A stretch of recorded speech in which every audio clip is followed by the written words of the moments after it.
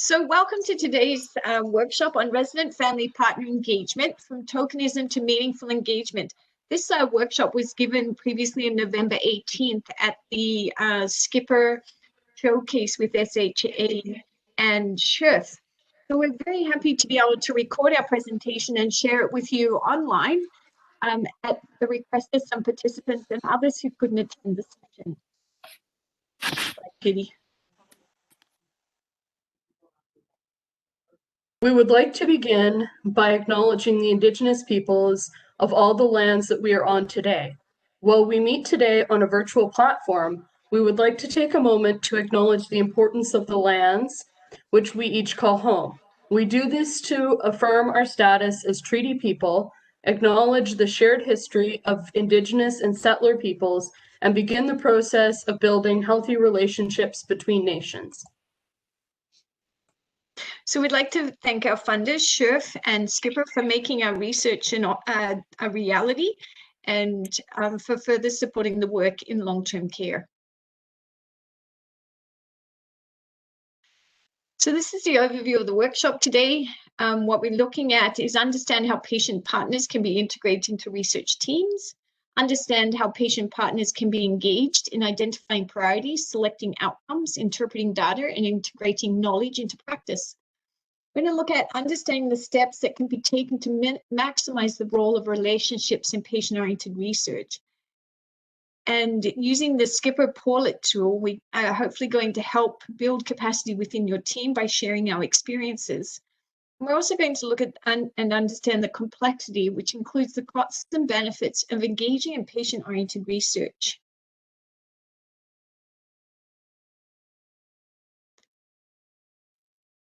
So when we look at our research team in patient-oriented research, and our research is embedded in 6 long-term care homes in Saskatchewan.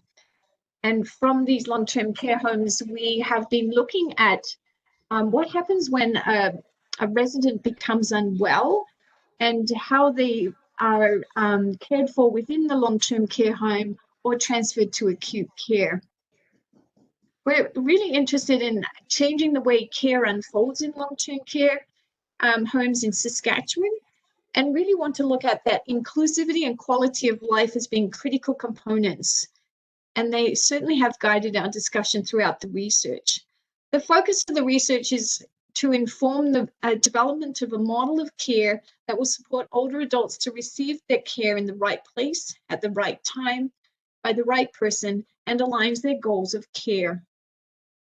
So when we looked at forming our team, we looked at a number of areas and invited people to come to an open house discussion to find out what it was that we really wanted to research. What was the question? How would we do the research? And with who would we do the research with?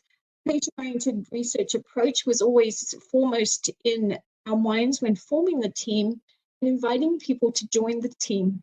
We had lots of conversations over coffee and with potential family partners that were recommended to the research team, or were invited by members of the team, or were referred to us by other people in the community who thought they would be a great asset to our team.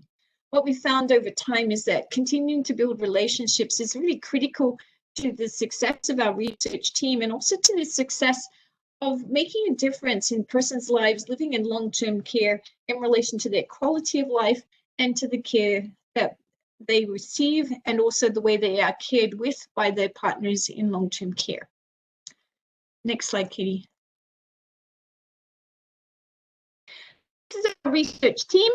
As you can see, it's quite extensive. The exciting part of the team is that Marilyn Barlow joined us as a family partner, and when we actually got funding, she joined us as a research assistant, which she will talk about and share her experiences later. We also have an opportunity for a PhD student, Kitty, to join us as a research assistant, who brings a lot of skill in relation to analyzing data and a different perspective of what it means to grow older. The other investigators from our team come from a office with Dr. Vera Keane and also with Saskatchewan.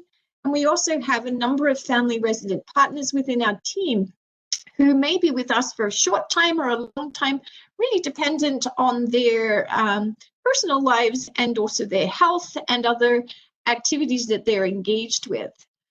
And this is a really important piece around when you're building a team for patient-oriented research, is that it's often fluid, and we need to keep that in mind when we're working with resident family partners, is that they too have lives, and that these lives are very significant and do influence the work that they are able to contribute, but also influences the stories that they tell that influence our research work.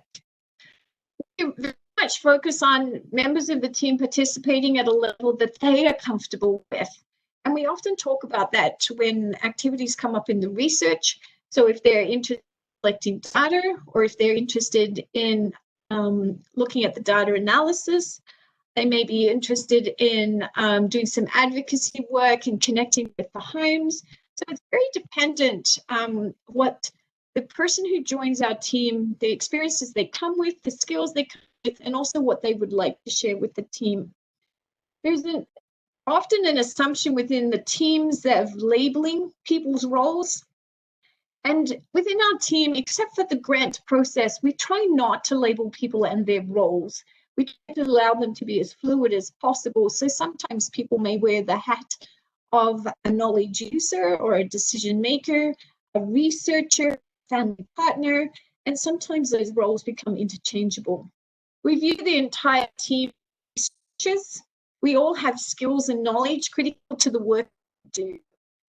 We may meet for coffee and discuss the research in areas of concern or needing further information from personal experiences, and this helps us inform the work that we do. So it may not just occur in a formal way.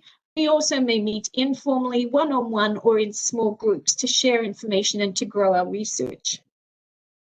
We also have collaborators within our team, and they may include people who are interested in the topic of our research, healthcare providers, the Saskatchewan Long-Term Care Advisory Council, Saskatchewan Health Authority staff, researchers nationally and internationally. And we're always very grateful for their commitment to the study and for sharing their invaluable knowledge and experiences, because this really helps enrich our study and to move our research forward. It also means that our end product will be more applicable to the population, to long-term care residents and staff and family members, because it came from them and we're taking it back to them. Next slide, Katie.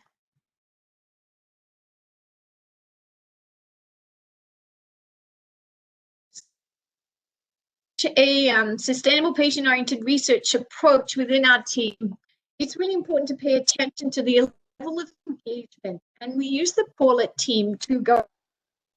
And so our team now will walk you through the Paulet using their own as examples. What our team has found, if we wander away from the far right columns, the 4 and 5, if we wander away from these columns, we often fail to meaningfully engage our team members. So Marlene's going to now share her experiences around partners. Thanks, Marlene. Patients are partners. The first criteria of patient-oriented research is that patients are partners. The lowest aspect of involving patients as partners is that they are team members that are only informed about the research. They may be interested or even intrigued, but they have no access to be part of the research. When a patient member is consulted about the project, they are given access to have a voice in the project. When patient members are invited to be involved in the project, it sparks a hope that they have value that could be appreciated. When patient members become active members that collaborate with the rest of the team, they start to realize that their voice is important and their opinion counts. But when patient partners are empowered to influence the project, the relationship is truly maximized. Using myself as an example, when I became involved with this team, our project was already underway. I started as a data collector. As I interviewed participants, there were different reactions to my questions. I could sense the more articulate participants become more invested as they felt someone wanted to hear their thoughts and stories. When I would talk to family members who spoke for their loved ones who couldn't speak for themselves, I heard people who had so much to say about quality of life or lack thereof. People want to be heard and want to make a difference. I was offered the chance to be a resident partner on the team. I felt that hope and that realization that my voice could be part of something larger. My experiences with my family members in long-term care could add another dimension to the research. If every participant, patient or resident or family member feels valued, included, invited to collaborate, and empowered as a partner, the quality of the project will be enhanced and meaningful.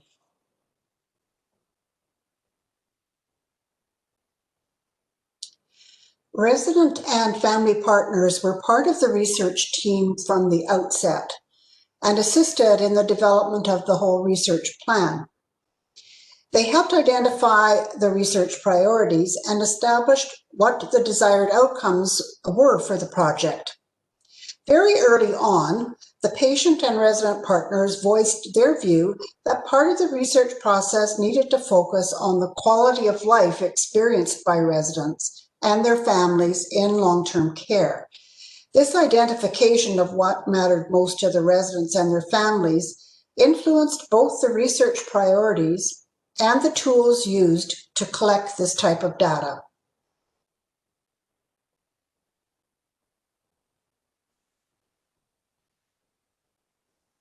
Research outcomes are the summations of results, or generally, they're what you do with the findings of a study. All team members sign on to a patient-oriented research project in hopes of making meaningful change or improvement, and this drives all parts of the research process, including choosing the outcomes to target. Our team is very mindful that each member may have a different need in terms of research outcome, and we try to work together collaboratively to ensure that these needs are met. For example, as a faculty member, it is important for my job to contribute to the body of literature through peer-reviewed publications. When you look at the continuum on the Poorlit, I would rate our team as a level 4 striving for level 5. We collaborate to identify research outcomes.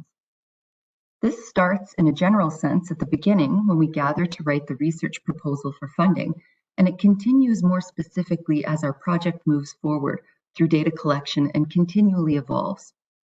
We try to be responsive to opportunities to make impactful research outcomes as they arise.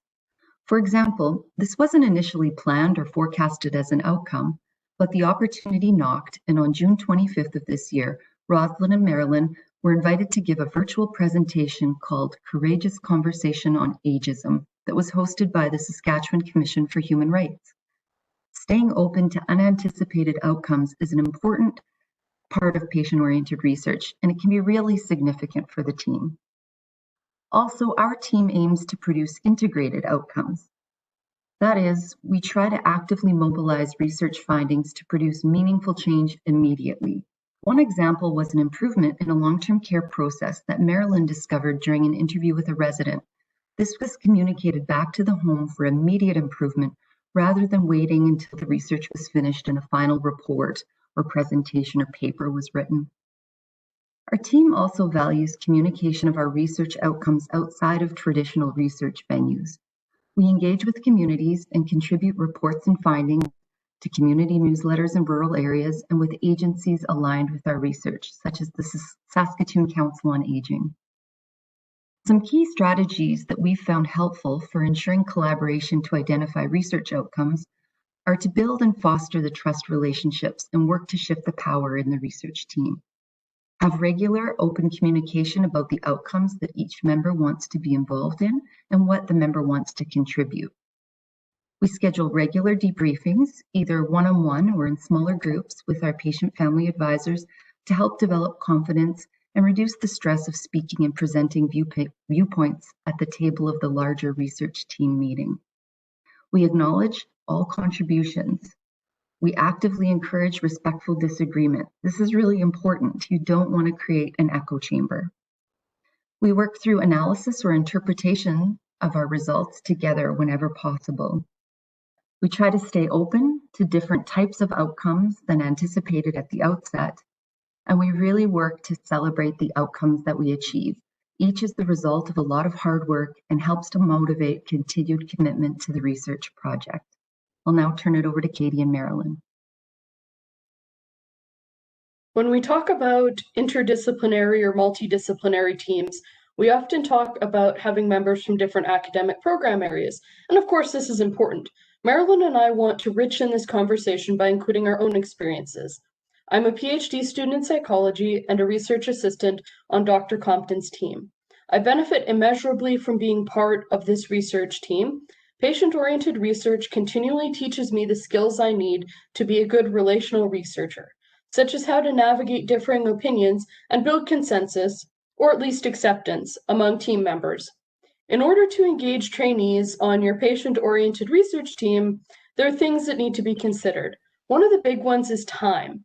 Doing meaningful patient-oriented research takes time. Time to build relationships, time to work through challenges, time to help people who are less familiar with research gain the understanding, skills, and confidence they need to meaningfully contribute to the research project. The need for additional time is complicated for trainees who often have very tight timelines for their master's, doctoral, or postdoctoral work. One way of getting around this is to bring trainees into an existing research team and have them take on part of the project. Another option is to do as Dr. Compton has done with me and engage trainees separate from their program-related research. My takeaway message is that it is possible and valuable to do patient-oriented research as a trainee, and trainees can bring skills to a patient-oriented research project. So it's worth making the effort, both as trainees and as members of patient-oriented research teams, to get trainees involved. Now I'll turn the floor to Marilyn, our family partner research assistant. Thank you, Katie. Your experience in research design and data analysis and your technical skills have benefited this project in so many ways. My role in this research project began as a patient and family advisor. I was introduced to Rosalind and had the opportunity to become part of a project aimed at improving the quality of life for older adults living in long-term care. It was a huge opportunity to learn. I was offered modules 1 and 2 through Skipper, and then became part of a team designing the research project. We all come from different perspectives and bring different points of view to the table.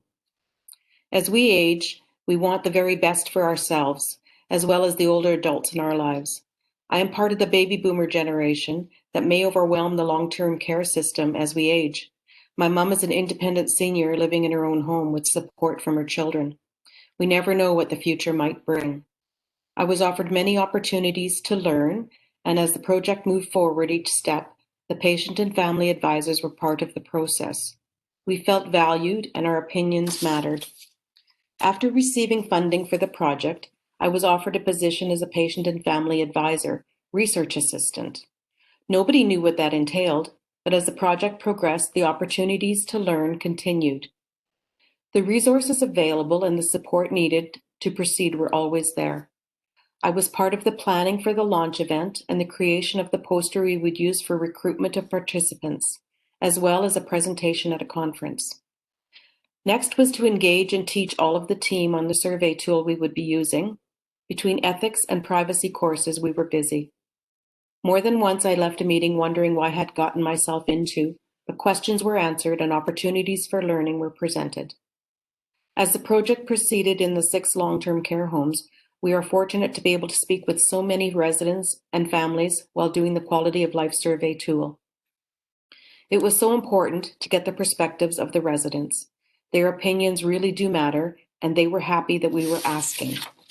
Families were engaged first of all for the needed consent, and then because they knew the resident the best. Even with a high cognitive score, families would say, "You can ask my parent, they can answer these questions." While going through the questionnaire with the residents, it became clear that physical needs were often met. It was the ability to make your own decisions, finding purposeful activity, and having the feelings of being valued or needed, being asked for your opinion, and developing relationships that are just as important to quality of life. We are beginning to see some of the data that was collected, and we see common threads develop, and patient and family partners remain part of that process, providing input into how the findings will be presented. As the project continues, looking at processes when somebody becomes unwell, resident and family partners often bring solutions to what is a perceived problem. As team members, we all wear multiple hats, building on our strengths and learning from others. Thanks.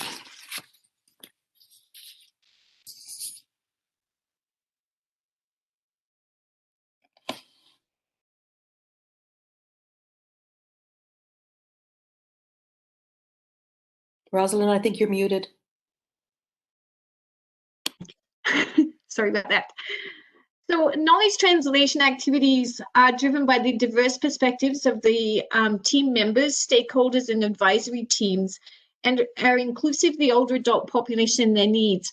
I just want to go back to the formation of our team and to recognize that you may feel that there's male voice absent and the male caregivers are absent from our team. We did try to recruit them at the beginning, and we had lots of interest, however, not as members of the actual research team. They took up positions in the community advisory group or one-on-one conversations with me, and we still continue to engage a number of men in the study, however, just not as a researcher. I'm hoping they'll get recruited soon into that role. So when we look at the knowledge translation piece, we have looked at diverse ways of doing that. Marilyn talked about the public launch. We have the posters in the long-term care home. We've used the public newsletters, which focus on older adults. We've put newspaper articles in, posters at conferences, and some presentations.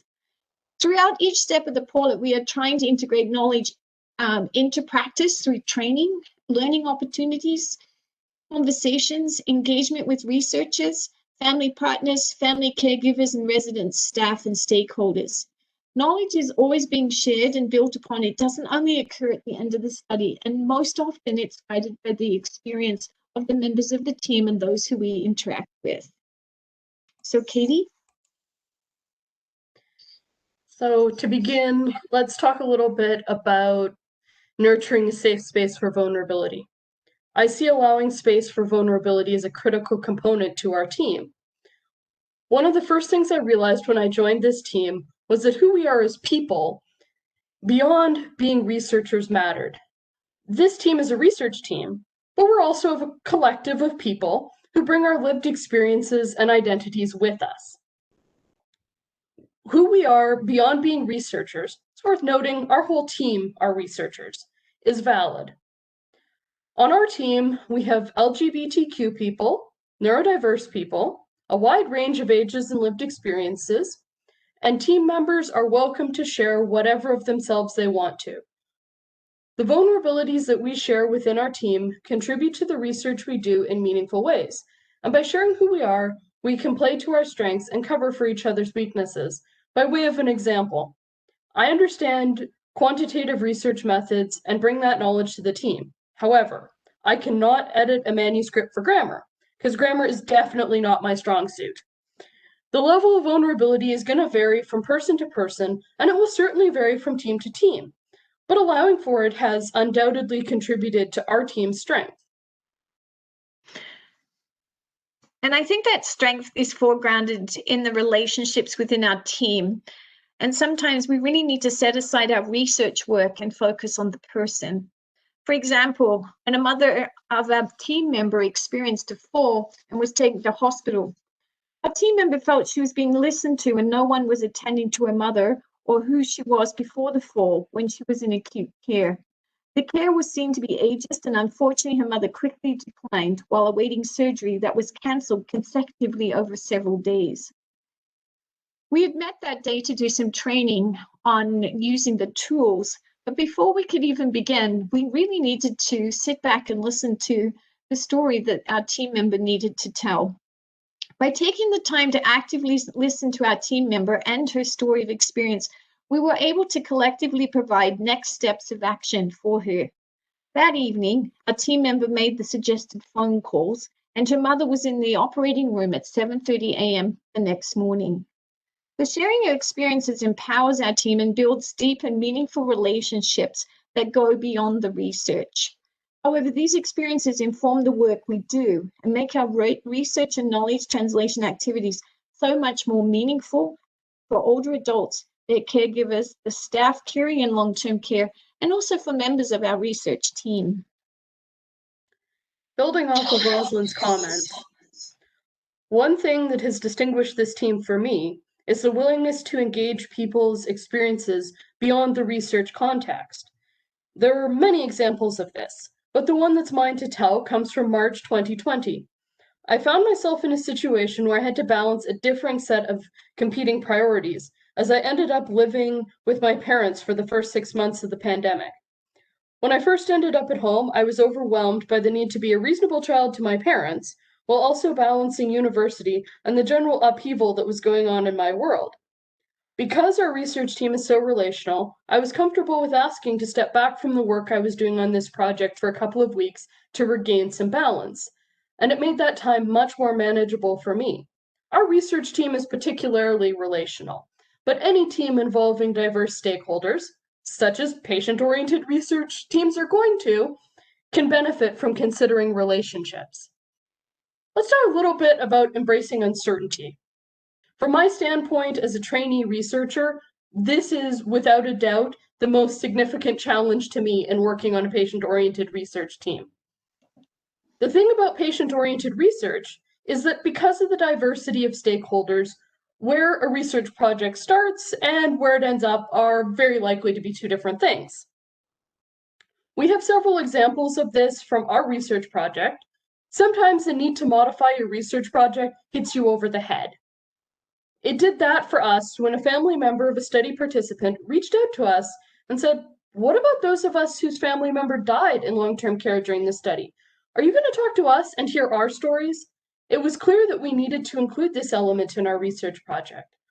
The lab that I'm a part of in Psych is interested in bereavement experiences, and as such, we chose to take on that piece of the project. If you were at Showcase, you may have checked out the poster that our lab put together. Sometimes the need to change course might be a whole lot more subtle than it was in this case. For example, a team member might make a comment at a research team meeting that leads to a new project idea or the revising of an existing idea. Being open to these changes, while challenging, makes the result more relevant for the people whose lived experience shapes the research and to knowledge users. So from Katie's stories and from the stories that we've shared today, where you begin and end really doesn't matter. What matters is the difference you make along the way, which I find is the really great piece about patient-oriented research. As you learn more and live alongside the stories of experience of each team member and those that you hear during the research process, your research will grow and evolve. This can certainly be daunting at times, as we have found as a team. Sometimes you feel very buried by all the possibilities, and can also add many layers to your work. However, working out what needs to be done today and what can wait is an essential conversation for the research team. You need to stop, pause for a moment to listen and attend with the people's stories to understand their meaning and relevance to the work you are doing. So this presentation was originally delivered in a workshop at the 2020 Saskatchewan Health Research Showcase, and participants were encouraged to note questions they had in the chat box. And so what we thought we'd do here is share those questions and our response by team members. So the first question that we were asked was, what have you done and learned in order to continue your work through the pandemic?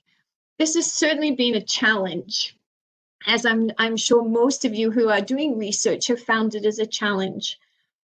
We've found that being open to new opportunities, and we've talked about a few of those today, is really key to being flexible, to thinking about how those new opportunities align with your research, and also what they can tell about the pandemic that may need to be captured now, because it may inform what happens in the future when we have pandemics. We often build on new networks for collaboration, so looking for other research teams that are in our area and connecting with them and finding out how they're doing their research during the pandemic and also about their research questions. We've certainly learned to get very comfortable with technology, particularly WebEx, and training family partners and researchers, academics, all alike on how to communicate through WebEx and other technologies. We've In our research, we're doing what we can. We've focused on a lot on building relationships and maintaining connection between our team members. And some of these conversations are not about research. Some of them are just about getting to know who the people are in our team better and about their experiences and how they're managing during the pandemic. We've also revisited our research questions to find innovative ways to collect data. And for those researching with vulnerable populations, as we are with long-term care residents, you're also probably experiencing difficulty connecting and collecting data. So we've looked at WebEx, recording conversations. We're starting to explore the opportunity of paid data collectors within long-term care homes. We're coming to terms with slowly the adjustment to our timeline, which is accepting that some things are going to be delayed or actually not completed. There has been times absolutely of lack of motivation. It is really hard sometimes to remain connected to your research when you're actually not making progress, when you can't connect with your participants, when you can't enter the long-term care homes, when you can't get together as a team and have a conversation in person, face to face. So it's really important to recognize this and allow team members time just to regroup, to step back, think about their commitment to their research, think about where they are in their lives, and think about how they're contributing and if they do want to contribute this time or if they would like to step away for some time. That flexibility again in your group is so important. We also gave ourselves permission to disconnect, and Katie talked about her disconnect, but also as a principal investigator, I too stepped away for a bit of time just to disconnect from the research world, pursue some other networks, relationships, thinking about research questions and what it really was that I wanted to achieve and what our team wanted to achieve was really important. So hopefully these are some ideas for your team to help you during the pandemic. Candice is now going to speak to the next question.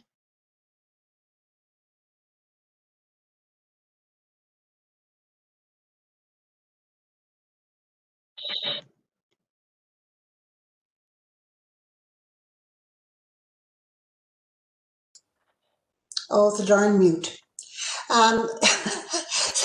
The question is, how do you manage power dynamics within the team, either perceived or real? And I think we have to start by saying managing power dynamics requires a commitment by all members to build a collaborative relationship that is based on trust within the team. With our team, team members are encouraged and supported to be honest with one another, to acknowledge the background and experience that each person brings to the team, and the value that each person's contributions makes to the success of the project. And that has been kind of the gold standard from the beginning of the project to where it is now. The team was formed on a relational model of building relationships over time, and members collaborate in sharing common goals and values.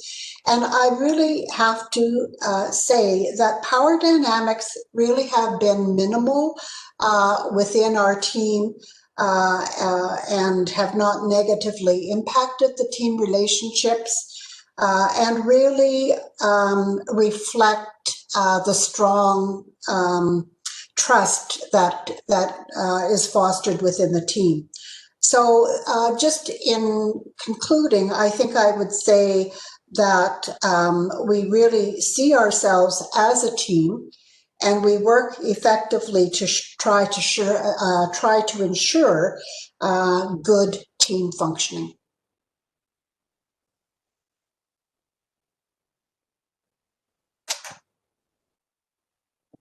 The next question is, do you have tips for managing decision-making processes with such a large team?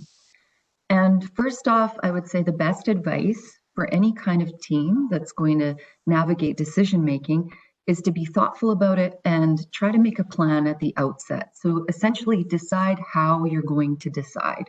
That's really important. Our team is relational, as you've heard from all of us, I think, have mentioned that at some point during this presentation. So we've made our decisions in a relational format, making sure that there's representation of all voices when decisions are being made, making sure that people are up to date with the research and that we're working on the same end goals with a good understanding to inform the decision making, and then having that conversational approach where we all discuss, share our thoughts and why we are leaning a certain direction or why we're not, and then hopefully come to a consensus in terms of that decision. It's important to understand that you can't then come to the table with a predetermined, foregone conclusion in mind. You do have to stay open and have that relationship-guided conversation where everyone gives input and connects with the decision-making process. So I would recommend, again, plan how you're going to make the decisions ahead of making the decisions, and then have a different formats available. Maybe larger decisions have a vote, maybe smaller working groups can work through certain decisions. And if you're going to pursue a relational decision-making format, really build that trust and encourage full participation of the group.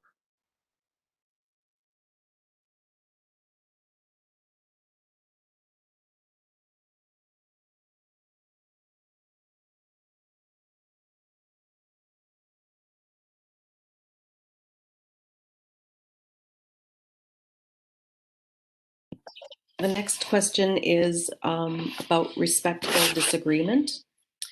What steps do you take to encourage and facilitate this? And being an active listener, being attentive to the person that's presenting and speaking, who's sharing their story. It's a product of knowing you can say what it is on your mind and that you will not be ignored. And so that's a valued part of any meeting, and especially valued during these Zoom meetings where the speaker has the floor. And so being able to listen to that, their point of view is very important.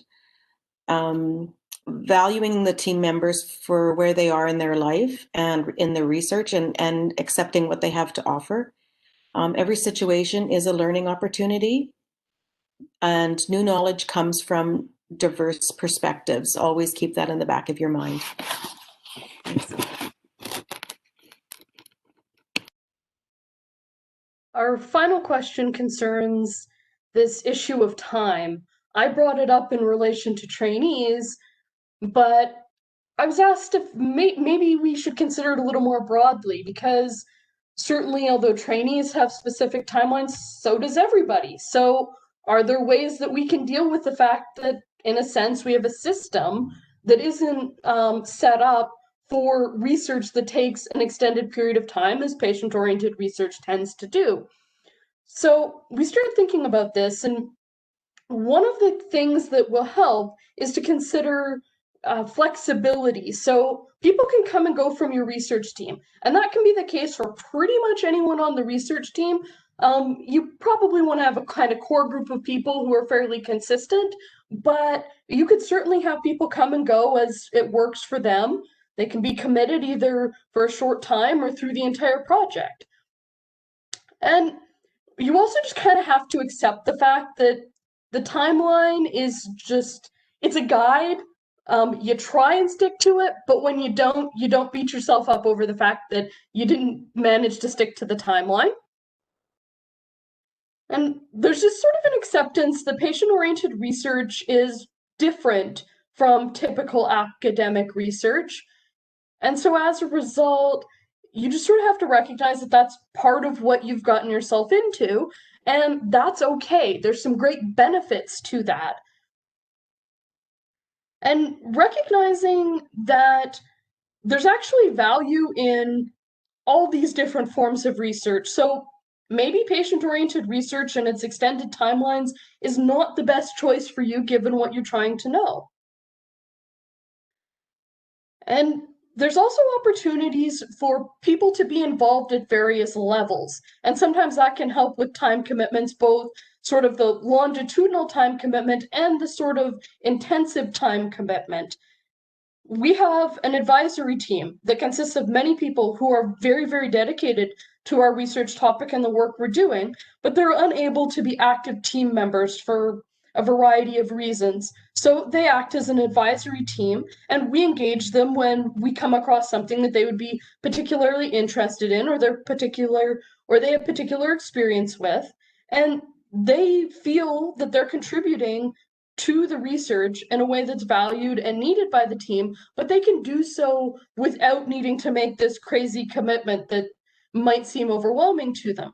And it's worth recognizing that that advisory role does not just have to be people like resident family partners, which is typically how that would be thought of. It can include other researchers who might be interested in learning about patient-oriented research, or who might be very interested in patient-oriented research, but by virtue of their own experience or the way that academia works for them, are not really able to be involved as an investigator on the team, so they can remain involved in a project anyway. So these are a few thoughts on how you might work around the issue of time and a system that isn't necessarily set up perfectly for patient-oriented research.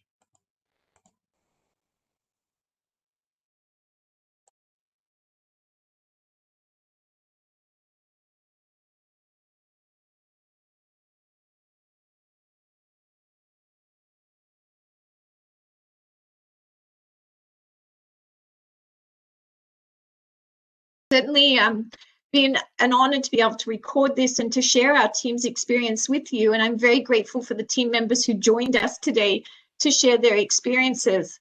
If you'd like to have more information about our research on long-term care, quality of life, what happens when residents become unwell in that transition process, and looking at models of care, please feel free to contact myself or any member of our team. We'd be very happy to talk with you. If you'd like to talk about being a patient on a research team and joining a patient-oriented research team, you're very welcome to contact our family partners or Skipper and talk to a member of their team about being a patient advocate. And I know Candice has a lot of knowledge in the areas of that, and Marilyn and Marlene can certainly share their experiences of how they got involved and what their roles look like. There's also a phone number there that you can phone. It will be answered by a person. We don't have an answering machine on that line. And Marilyn will gladly answer questions or refer you on to another team member. So please be patient with that process. If you do phone the number, that we will get back to you. And otherwise, I hope you have an opportunity to engage in patient-oriented research. It's the most meaningful work that I have done.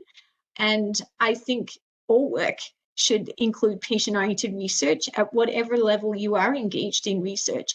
And I think all of us do patient-oriented research. We have participants that we work with. We have community informers that join us and help us imagine research question. We work with staff in clinical settings and healthcare. These are your patient partners in your research. It's just that we don't define them that way in most research teams. So do step back a bit and think about, how are you engaging the people that you are researching, and who owns the research, and how do you return the research to the people that it is most meaningful to? So thank you.